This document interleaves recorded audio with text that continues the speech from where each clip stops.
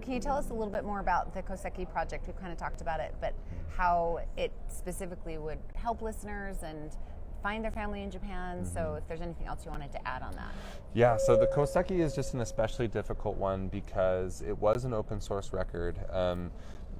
Through a lot of cultural history that we don't need to get into, there actually was a real privacy concern in around the 50s to 70s, where that record no longer became publicly available.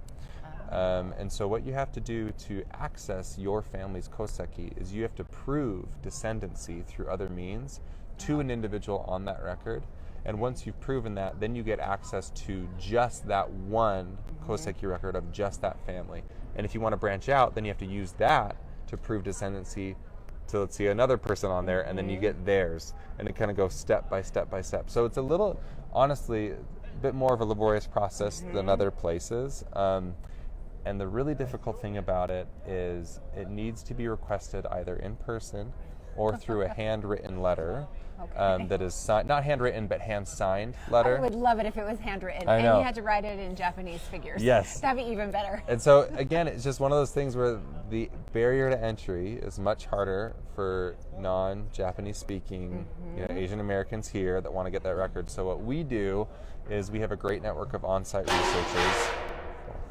The party started. The party is starting. Yeah, Give we're it here. respect. But we have a team of on-site researchers, and what we actually do is I work with the client to get it all set up, and once it's all set up, then they will grant power of attorney to someone in Japan to request that record on their behalf, and the researchers used in Japan are amazing. We've gotten dozens and dozens of Koseki records for our clients. Our success rate, honestly, kind of has astonished me, being in this space and seeing how well it's been going. It's been really amazing. And so it's one of the greatest resources I think that we provide because it's one of the things that most people really can't do for themselves. Some people are like, I would do that if I had time.